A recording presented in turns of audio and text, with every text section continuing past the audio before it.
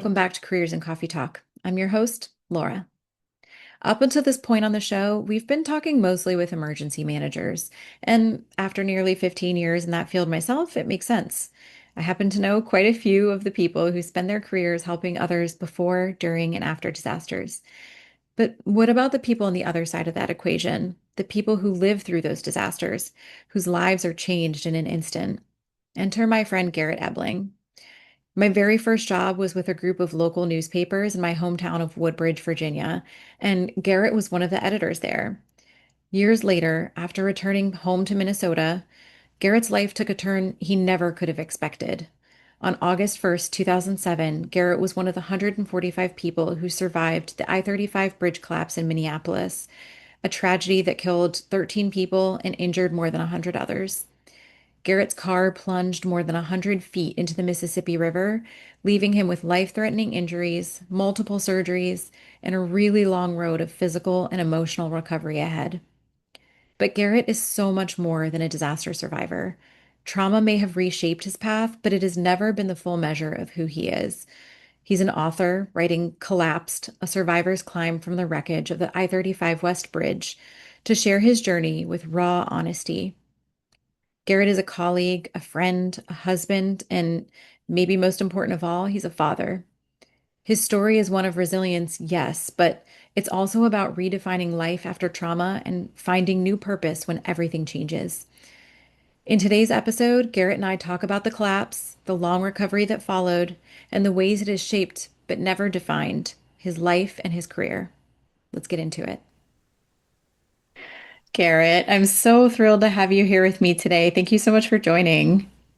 You're welcome, Laura. Pleasure to be here. I know it's a little bit late in the afternoon, but do you have your coffee ready? I do. There's no bad time for coffee, right? That's right. Is that a special mug?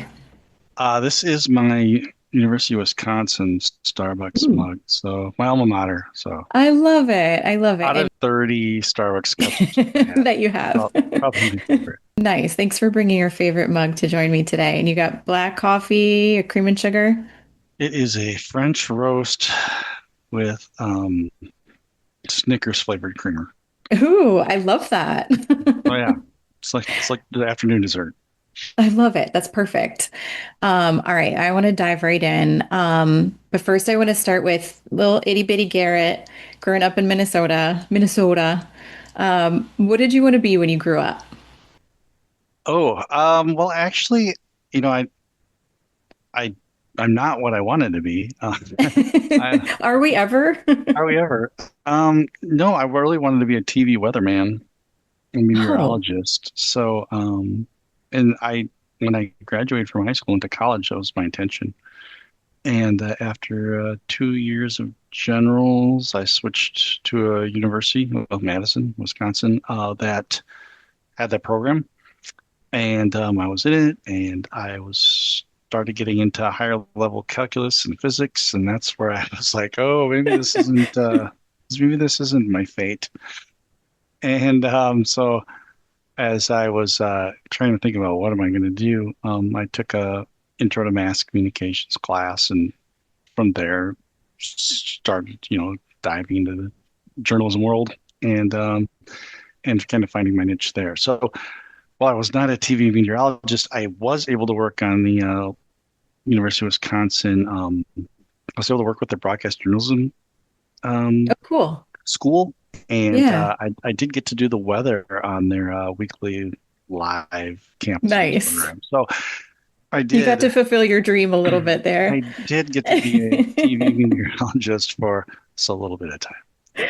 I love it. Well, so after college, that kind of brings us there, right? I love that you kind of picked up and moved out to the East Coast. Probably because I never had the guts to move away from home. I live exactly one county south of where I grew up, Mhm. Garrett. So tell me about your decision to just pick up, move out east and kind of start fresh. Yeah, well, I was like you in that I hadn't really traveled very much. I mean, I grew up in southern Minnesota, and we maybe got out to Mount Rushmore once, and got into a little bit of Iowa for fun. Um, as much fun as Iowa can provide. And Right. no offense to Iowans. And but so, so for me it was like, yeah, I had an itch to go see a new place. And Hmm. um for me, I was a broke kid coming out of college, and so I really only had enough money saved up to be able to go to do one job interview somewhere that wasn't close to home. And Sure. so I scattered out resumes, and I had two newspapers from far away um, contact me and ask me if I want to come out for an interview. And so I had to kind of choose which one I wanted to go to. And so one was in West Virginia and one was in Alabama. And I thought going to West Virginia was more interesting to me. And so I went out there, interviewed, got the job. And a couple weeks later, my grandparents reloaded up their pickup truck with whatever I had, and they drove me out to the eastern panhandle of West Virginia. They got West me out Virginia, there. take me home, country roads. Martinsburg, yep. And then we worked together at a newspaper just south of Washington, D.C. How did you end up in that area? Yeah, so like I said, I started out in Martinsburg, West Virginia, and Hmm. from there I was entry level, just fresh out of journalism school, and so I was basically copy editor and starting to learn how to do page design. But every day it was typing in the weather forecast for cross country or typing in obituaries, where everybody starts in that Yeah. field. But after about a year, I mean, yeah, I wanted to move away, but I was also kind of missing home a little bit, Yeah. and so I was kind of at this point where I was like, well, do you want to go back or do you want something different? And being in Martinsburg, I was only a couple hours from DC, and so on days that I would have off, and when you're new, you didn't get the weekends off, so I get Mondays and Tuesdays off generally. And everybody else was working. I had those days off, so I would get in my car and I would drive over to DC. And being from the upper Midwest, seeing a city like Washington DC was just very eye-opening. And Yeah. from the architecture to Yeah. all of the history and just the diversity of people. And so I was like, oh, well, you know what? Maybe Martinsburg isn't where I want to be long term, but DC might be a place where I would like to be. So then I started looking for jobs in that region, and then that's what brought me to the Potomac News. You kind of mentioned already you've worn a lot of different hats, from being a journalist, an editor, and since then, and we'll talk more about this too, being a corporate communicator, later a franchise owner, you're now in global comms. But how much of, especially early on, how much of your identity was sort of wrapped up in being like Garrett, the news guy? Mm. Well, like I took it very seriously, and I think to me, journalism was this sort of a very noble profession, right? Like, I Yeah. mean, it ties in with our First Amendment rights, and it ties in really into the history of this nation. And so I felt it was very important. Like when we come out of journalism school, we were taught like, you're doing a duty and something that you do take very seriously. And so I felt that I wore that like Yeah. that, and I wanted to be able to provide the truth to people and give them the information that they needed to make a decision they felt was best for them. And I really enjoyed doing that from a local, like small town, small city perspective. I had worked in Washington, D.C. at the Washington Times, and I thought, kind of when you're getting into it all, you're like, oh, the big newspaper is where I want to be. Like everybody wants to go work for the Yeah. Post or the Chicago Sure. Tribune or something. Um, but once I got to the Washington Times, I was really like, I felt like a really small fish in a really big Yeah. pond, and I felt like the ability to impact wasn't there. So I eventually even came back to the Potomac News. I was there two times because I really craved that. Yeah. And there was a local newspaper, right? You were working in local news, which is what you were looking for, but you were also in in that space, right? During really pivotal moments, 9/11, the DC sniper attacks. Yeah, also too on when uh Bush Gore election in 2000, that's I Right. was at the Washington You were Times there. there. I Yeah, was yeah. sitting in that newsroom at 1 in the morning when they were waiting and waiting, not getting a resolution until days later. Right. But yeah, lots was going on, and being in DC, I felt like I was in the middle of it all, Mm, and that was exciting too. Even though some of the events we were covering were very traumatic, yeah. to say the least. So, um, but yeah, I'm very fortunate to be there during those times and be able to uh, provide information and good journalism during some of these very poignant events in our nation's history. Yeah. How did you feel like those kind of experiences really shaped, how you saw your role in helping people make sense of crisis? Yeah, well, if you want to take 9/11 for an example, Hmm. that day, I was I was night news editor at the newspaper at that time, and so I generally would go in 3 in the afternoon and work till about midnight. Yeah.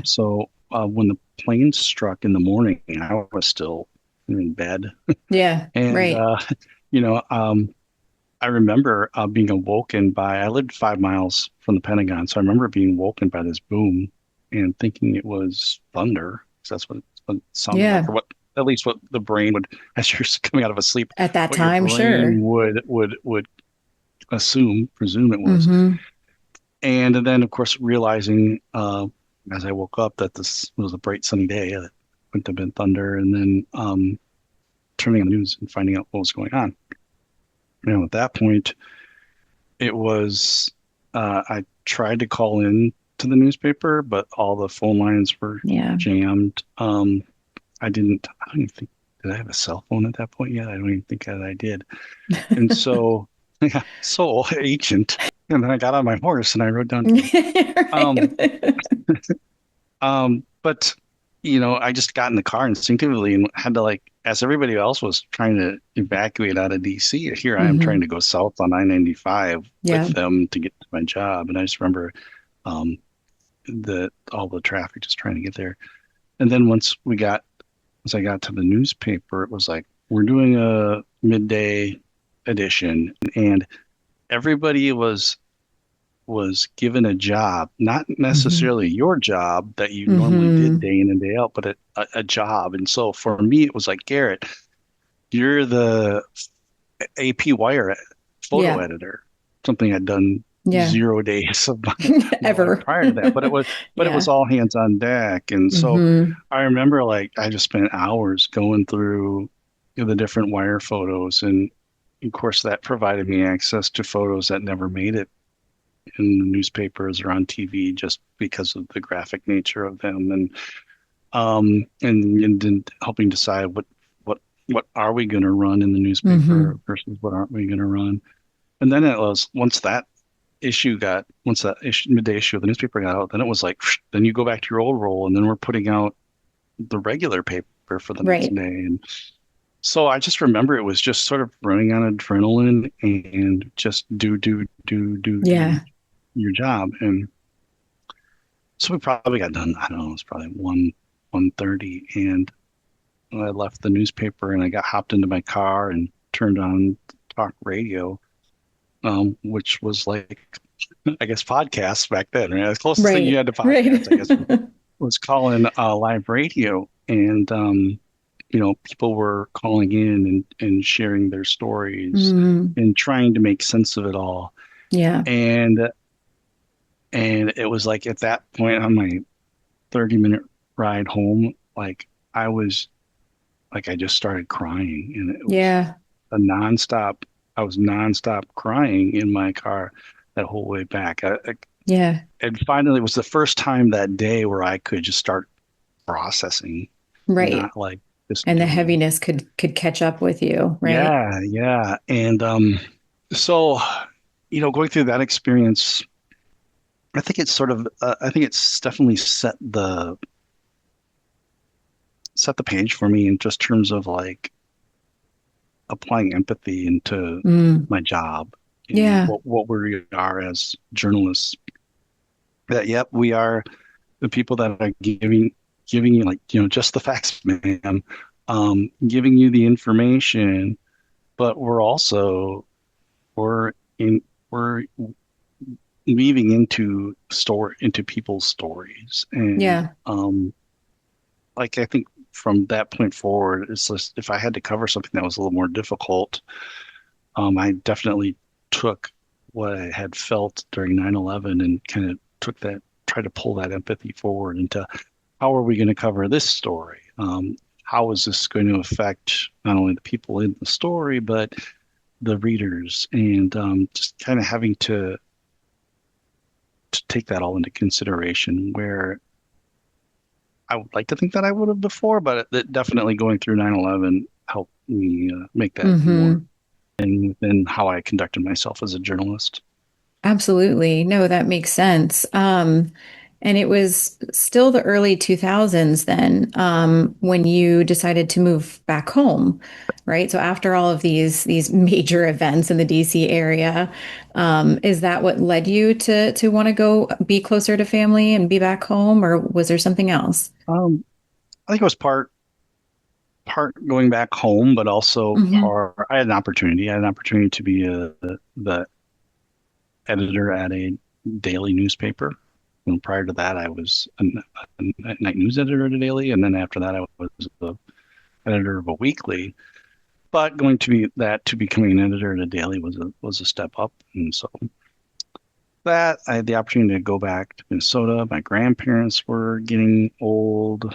I know they weren't going to be around that much Yeah. longer. My sister kept popping out kids, so I had nieces and nephews that I wanted to make sure that I could at least have some semblance of a close Yeah. relationship with. Sure. So you're weighing all of those things, and that's I think ultimately what brought me back. That Yeah. and it's just expensive to live in DC. On a It sure journalist is. salary, I was looking at my Visa card bill and going, okay, Is- how am I going to do this?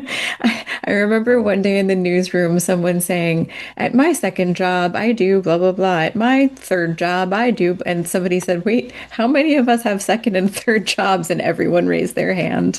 uh, it's Wasn't really a livable wage there. a noble profession, but not a money making profession. Well, at that point, where did you imagine your career would take you when you got back home, back in Minnesota? Where did you imagine things going next? Yeah, well, I think when I moved back, I felt like the the trajectory with my newspaper career was going to be on solid ground. Hmm. Unfortunately, there were things that were outside my control, and a little after a year after I'd taken that job in Minnesota, I didn't have that job, and so looking at what were my next steps going to be, Sure. I needed to have a job. I wasn't in a position to not have one for very long. And looking at the big picture of the newspaper industry, I mean, this was back in 2007, but Yeah. 2006, 2007, but I could see the writing on the wall. Like Yep. things weren't looking good. And the industry as a whole was having a real difficult time pivoting to a profitable model. Hmm. And we're still seeing that today. Yeah. Um, and so it was like, okay, well, do I continue to kind of swim upstream in the journalism world, or are there opportunities in the Minneapolis, St. Paul area where I could still be in communications but pay my bills, Right. so to speak? And that led me to corporate communications. And so, I mean, I was sad to let journalism Yeah. go, but excited to kind of learn a new field Yeah. and the opportunities that were there. So it was Yeah. kind of it was a like I kind of felt both sides of that. Sure. Well, that brings us to August of 2007, August 1st of 2007. Um, that was the day that you were on the I-35 West bridge. And and the bridge collapsed. Mhm. And you were working that day, right? Yes. We Or at a work that event, I should say. Yeah, that day, that was the day of all the days that my I worked in the technically our comms department was in the human our comms team was part of the human resources department at that Oh, company. interesting. So yeah, Interesting. I've been in every time I've had a comms job, it's been in some different somebody's Right. housed in somebody's different department, marketing or operations or whatever. So yeah, that day we decided to have our summer picnic as a team or Yeah. as a HR team. So we ended up doing that at the Como Park Zoo in St. Paul. And so that day that's on the other side of Twin Hmm. Cities than Yep. where I worked. So yeah, that put me somewhere on that day that I wouldn't normally have been. And so yeah, we were out there for that. And so I was coming back from that event that evening when the bridge collapsed. Yeah. And of course, as I shared with you, I have your book right here, Collapsed. You wrote in the book, and I loved the book. I think I shared with you before that, I was still at the Potomac News back then. And every day, I'd come into my office, log in, sit down at the computer, log in, and go to your Caring Bridge site where your family, your mom, and your then fiance would write about, what was happening with you. And just every day, it was like, what's going on? And is he going to be okay? I know you've written about, the moment the bridge gave way. But as far as what came next, what do you remember? Because you don't remember the actual collapse itself. What do you remember about those first days in the hospital, when your survival maybe was not in question, but what ended up being a very long road to recovery started to begin. Yeah, I do remember first waking up in the hospital. I could only see out of one eye. So I remember opening the one eye that I could see out of, and just the bright. I just remember the brightness of the lights around me, Yeah. and the nurse was there and asked me, asked me what day it was. Like so it's like a quiz, Hmm. Yeah. and I'm like, so in this moment of waking up, I'm trying to like guess, like using logic or like Right. okay, It's the last thing I I know remember. last thing I remember I was driving and it was Right. Wednesday night and I don't know, I'm in a Hmm. hospital. Like I know I'm in a hospital right now and I'm pretty banged up, like as far as I can tell. So I'm like, I don't know, it's like it was Thursday, the next Hmm. day, Friday. Yeah. And the nurse is like, well, no, and she tells me the date, and that's like 3 weeks after. Yeah. Like, so I'm like, oh, at that point, it's like, oh, holy crap! Like, Yeah. um, somehow 3 weeks has gone by, and I don't know what happened, right? Hmm. So from there, it was just starting to put the pieces together Sure. and of what happened, um, and then also just sort of trying to understand what my injuries were Hmm. and sort of what the pathway was for me as far as physical recovery and what am I now and where can I be in the future, like I know I'm in a pretty bad place right now. Am I always going to Hmm. be in a bad place or Sure. going to be in a better place? What? It had to be, I have chills thinking about it, Garrett. I can't imagine how scary it must have been and overwhelming. One of the things that touched me so much was that your mom was there the whole time Yeah. and just by your side and kind of left everything behind to be there immediately as fast as she could, to be there with you and help you through those, especially those early days. Yeah, the first thing she said to me was that I remember was she said everything is fixable. Yeah. Yeah. But I didn't understand what that meant. Like what Yeah. I, there I was. pretty protected. My mom didn't allow anybody to take any photos of me right after the accident happened. So I never seen how bad I really look. I mean, Mm, I know I looked bad when I woke up, but I hadn't seen what I looked like when I had gotten to the hospital. sure. Um, my mom said when she got there, the only way she could recognize me was by my feet. Like she walked down the row of everybody in the intensive care, all of the Ugh, patients from the collapse, and it wasn't my face or my head or anything that right. she could tell it was her son. She noticed by said she could tell by my feet. I don't know if I could tell her by her feet. I guess that's something moms can do. I don't some You special know power they what? have, but I could tell you exact my I could recognize my kids' feet, I think anywhere. So I as a yeah, I mom think I so. get Yeah. that. Mhm. So I mean, from that, so there's a lot of like, I think wanting to shield me from things, but so it was like as Absolutely. I'm waking up here, I have to kind of discover everything on my own. Yeah. Yeah. And you write in the book about um kind of bargaining with yourself.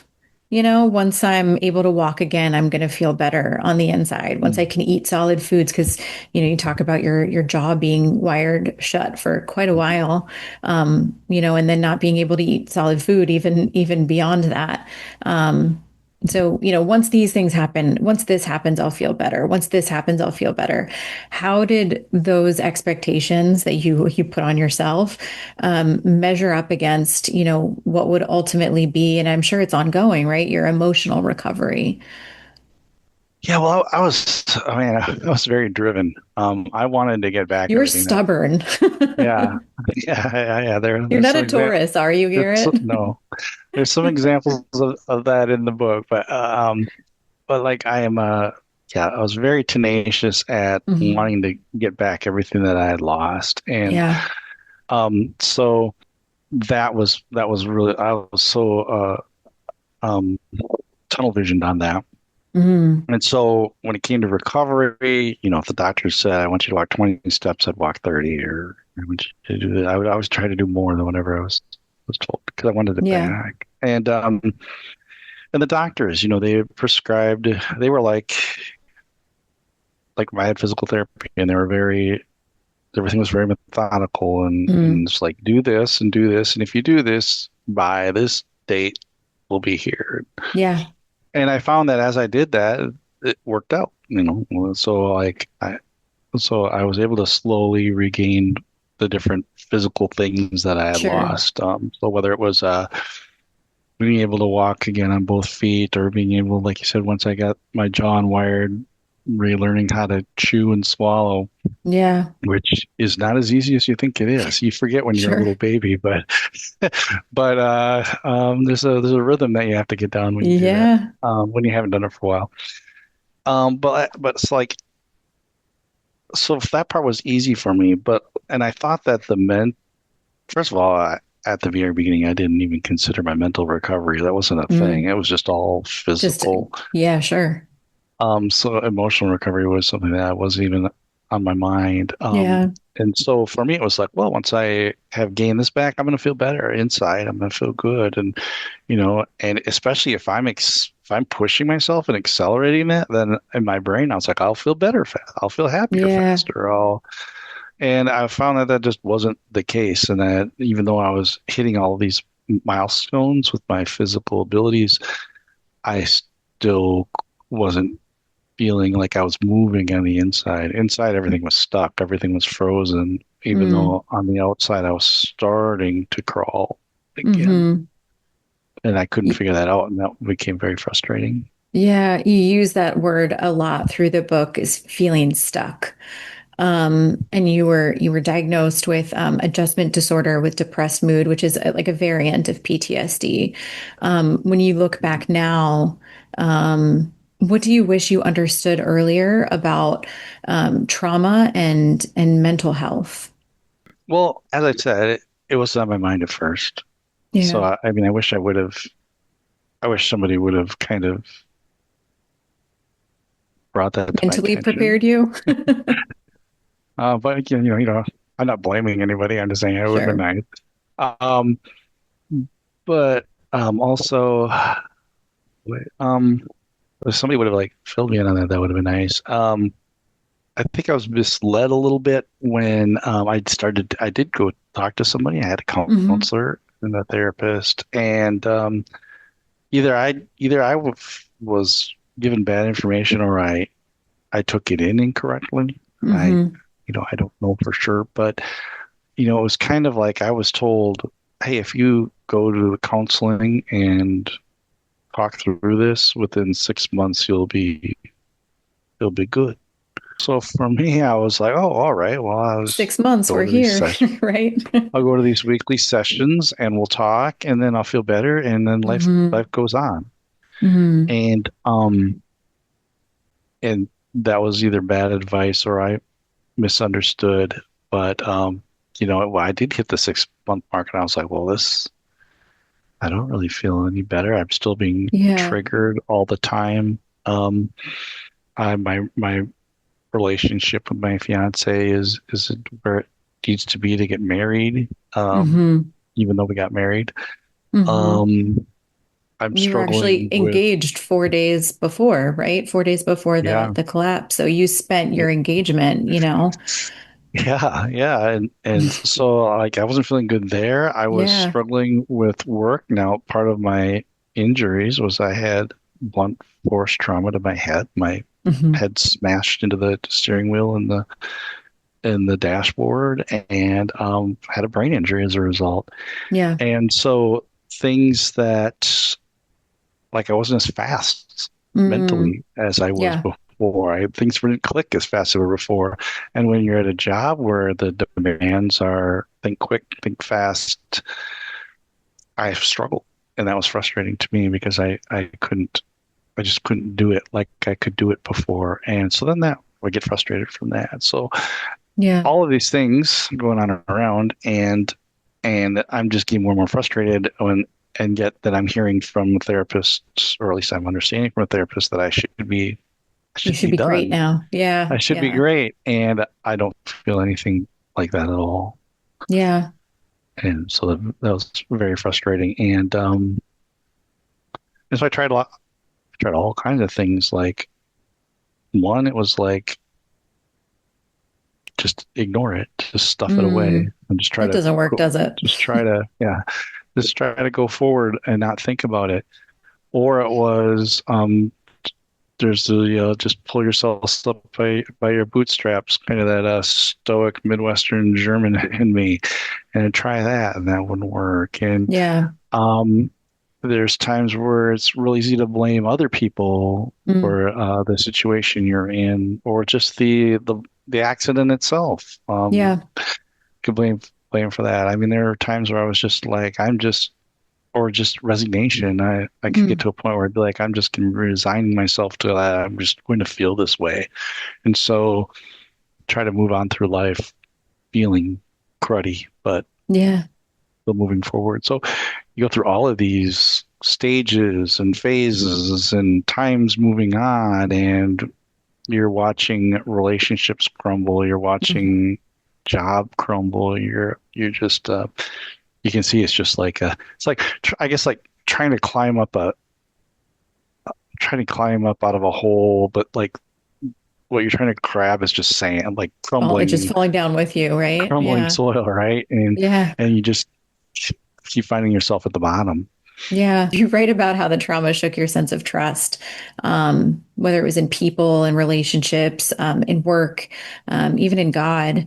Um, and how did that loss of trust show up in your professional life when you did, ultimately return to work?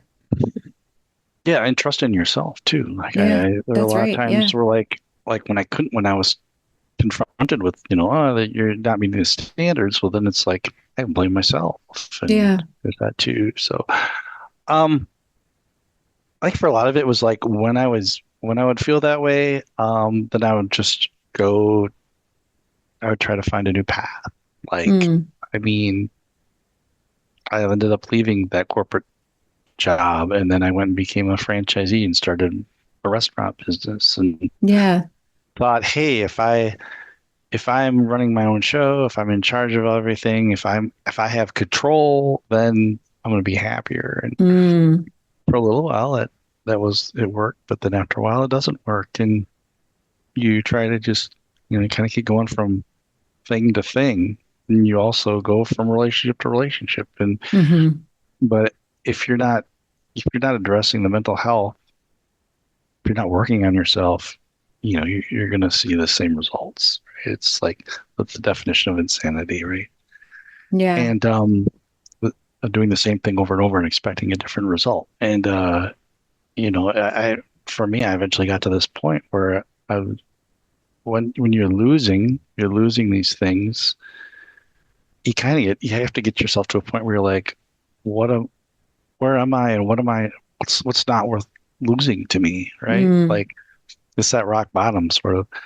And for me, it was like I could see my relationships with significant others eroding. I could see relationships in the workplace eroding. But I was looking at my relationship with my son, and I said, mm, well, here's where I have to draw the line. Because if I yeah, know if my attitude and or my behavior, my stuckness is negatively affecting these relationships, well, damn sure. sure is affecting my relationship with him, whether I see it or not. Mm, And so that's when I really had to kind of stop yeah. and try to figure it out. Yeah. Yeah. Well, you talk a lot about, starting over, whether it was starting over with your career, you left a job and you mentioned going into franchising, right? Mhm. Moving from sort of that corporate life to, you ended up running a couple of sandwich shops. How did that shift? Career wise, like how did that start to either test or shift or grow your sense of purpose? Yeah, I was proud of being a restaurant owner. I Yeah. think the most rewarding part of that, well, a couple things. One was I was bringing in a new brand, a new restaurant to the Minneapolis, St. Paul area that they hadn't seen before, and I believed in the product, and it went off really well. Like we were doing well.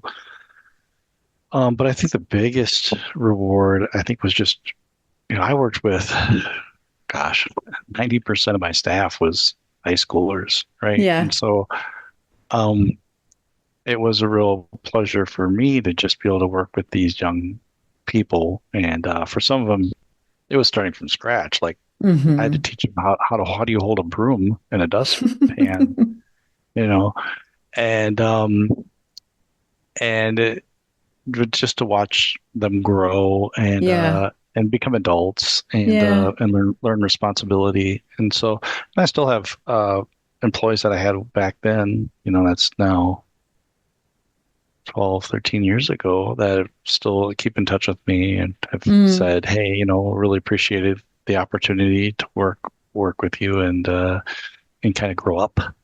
Yeah. So that was very rewarding. Yeah, I'm sure. Um, and today I feel like you've kind of evolved from, a job title sort of maybe not defining who you are, but being a big part of who you are, or the line of work that you're in, right? But now it's like that's not it's more about the purpose, it seems. And whether that's in your career or just in life. How did you come to that realization? And then how does that guide what you do, what decisions you make now? Yeah, well, I think for everybody, um, I don't know if you read, is it Simon Sinek wrote the book Hmm. Find Your Why? So yeah, Yeah. I read that book, and I think for me it was about finding my why. And it wasn't so much like trying to discover something new, but it was like taking all of the jobs or not even jobs, but just things that I'd done in life that I found rewarding and what's that thread that runs through them all. Mm. And for me it was as I looked at all those, it was I really enjoy being able to help someone move from one step to the next step. To the next. Yeah. It doesn't mean all having to get them from start to finish, but just Yeah. Being a part of the and journey. Yeah, and helping overcome whatever obstacle or barrier that Hmm. might be there. And um, so I think in journalism we had a lot of opportunities just as journalists to be able to help people. There's we were all covering problems, whether it was in government um, or whatnot in the community. We were able to help people like that through the stories that we did. And then I could just give the example with the sandwich shop. It was, helping this young person learn how to Like have basic skills. responsibility or Yeah. grow into an adult. And Yeah. um, so those are things that I enjoyed it. And even in my job now, I work with in a franchisee system. So it's helping a new franchisee, maybe like who hasn't run a business before.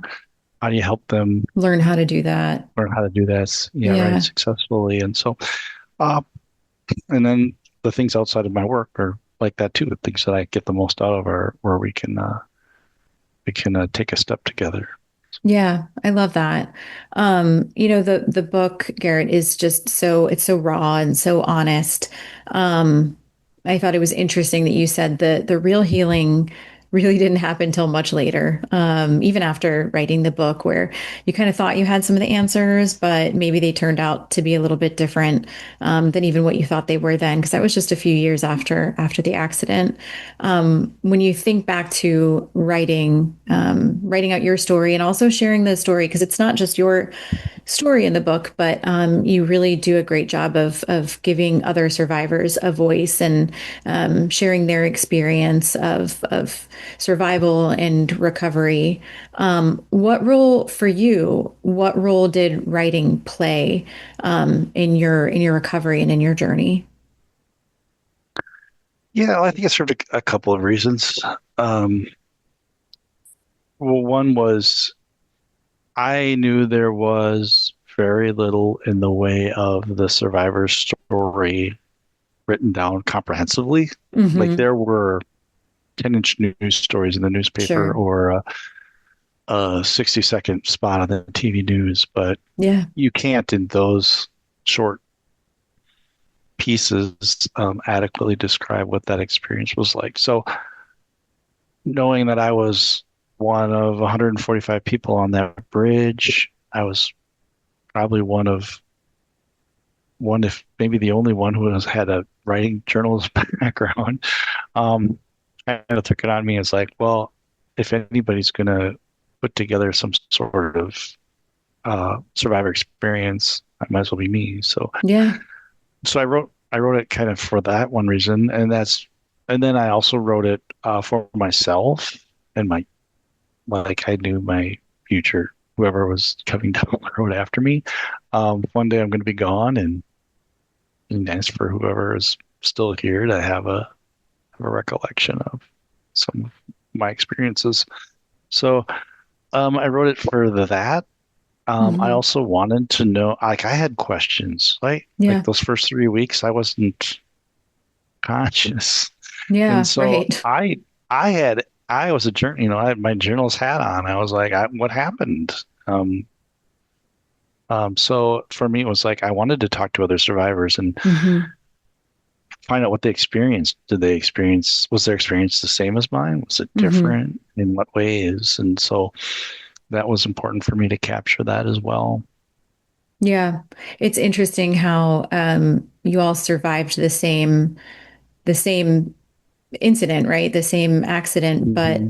everybody's everybody's story was different. Everybody had a different way of processing. Everybody had a different road to recovery. Everybody was just had a different way of dealing with it. And it's very, you did such an amazing job. You're such a talented writer. You did such an amazing job telling their stories and helping them to get their stories out too. Oh, well, thank you. Yeah, yeah, and that really is just the secret of that is like letting them tell their story. Yeah. And Yeah. a lot of it was just sitting there with the tape recorder and letting them talk, Yeah. and then from there just trying to find the story within what Hmm. they said. So Yeah. yeah, Garrett, the there were news guy, hat back yeah on. yeah there were I interviewed people that were gravely injured. One of Yeah. the person that was in the in the hospital I was in the hospital the second longest of anybody, but that was even half of the amount of time that the person who was in the hospital the longest was. And Yeah. her story is in the book. Yes. And then there are people that were barely hurt at all, but Hmm. the emotional impact of it. I Absolutely. mean, Yeah. I was lucky in that I don't remember sirens or Sure. screams or those types of things where Hmm. those people had to experience that and then remember that. And Yeah. so, everybody's experience was different, but Hmm. nobody's was less or was easier Right. than somebody else's. Yeah. The impact is still there. Yeah. Well, you hinted at the possibility of maybe one day a second book, maybe something around like Maslow's hierarchy for trauma. What are you hoping that, if that were to happen, which I highly encourage, by the way, what are you hoping that people would take from that, especially those, struggling years after a traumatic event? Yeah. So as in these more recent years, doing a lot of self-discovery Hmm. and trying to put the pieces together. I'm a very a guy who's very big on context. It's like Hmm. I don't know if you've ever done the strengths finders, but Oh, yeah. my strengths finders, the number one is context. So like I need the context of something Yeah. to really move. Understand it. And so in this case, this mental health and understanding, like to not have context of what I was going through was just maddening and Mm. something I craved. And so, I was able to I was able to finally take this nebulous experience and find some concreteness to it and put it into a way that's very once I was able to put it on paper, it became a very like a three-step thing. It was Mm. very I want this to this to this. And it's like, oh, okay. So if I don't think I doubt I could help everybody, but if there are people like me who need some concreteness to what trauma could look like to them Hmm. and some concrete steps to move them from being in that stuck place to being in that unstuck place, I Yeah. think that's kind of where my thoughts lie for a next book Oh, yeah. and make I it love something that. that's more activity based Yeah. or interactive that they could almost like a Kind of work workbook through. Hmm. versus a memoir like this last one. I love that. I can't wait for that to come out. Um, I'll let you you, know. yeah, you shared that, you still deal with, still to this day, triggers and challenges, but I think you've also really built a life that's defined by resilience, community involvement, and as you mentioned, fatherhood. What are the things that anchor you now? Oh, definitely. My focus is on my relationship with my son. He's 14 now. He's at this age now where we can have have conversations, Sure. and which is Yeah. nice, which is nice. You know, not too long ago, my ex-wife, she's she texted me and she was like, "Oh, Cooper's been asking these questions about, why his parents are divorced and why can't he be in a family where everybody's together and was really kind of getting down." And she's like, "Can you Yeah. talk to him?"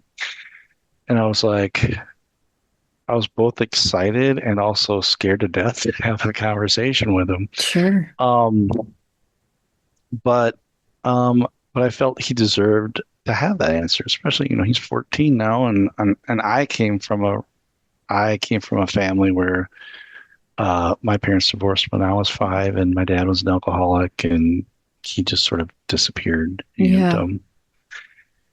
And so yeah, so the next time I was with him, we went out and he had a root beer and I had a beer. We had a beer to beer that sit down, and I shared what had happened and how triggers affected me and how Mm. that affected the relationship, and also how his mother's the things she going had gone through and her experiences and how Yeah. that affect and how the accident affected her, and Yeah. I just kind of wanted to lay it bare that like we all think when we're kids that our parents A know everything, but B are also like perfect, right? Like they just Mm. always do the right thing. And I wanted them to know, you got parents that are still trying to figure it out. Like you'll be trying to figure it out to the day you take your first foot into the grave. Like that's just part of being alive. Yeah. And then that your parents are going to make mistakes or what might not that that was a mistake, but parents make mistakes, and but parents are also always trying to make the best decision, and for the well, however that ends up, you can make a decision, and later on you might find it was a good decision, or you might find it was bad. But it really became like a moment for me to be vulnerable with him, Mm.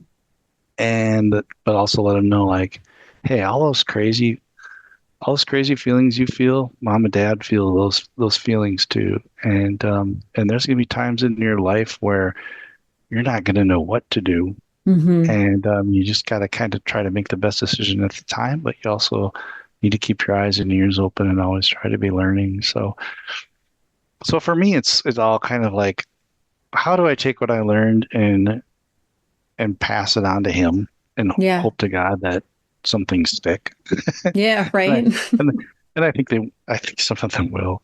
I think Um, they will. but it's You just just, remind him that everything is fixable, right? yeah, yeah. That yeah, life's not easy, but we still got to move forward. That's right. Um, if you could go back in time, not that you would, I'm sure you probably wouldn't like to go back to 2007 and those days, just after the collapse. But if you could, what would you want that version of Garrett to know? There was a lot of, I mean, I had a lot of bitterness, Mm, and I dwelled a lot on the loss. Like I said, I was always trying to claw back and take back what the bridge had taken from me. yeah.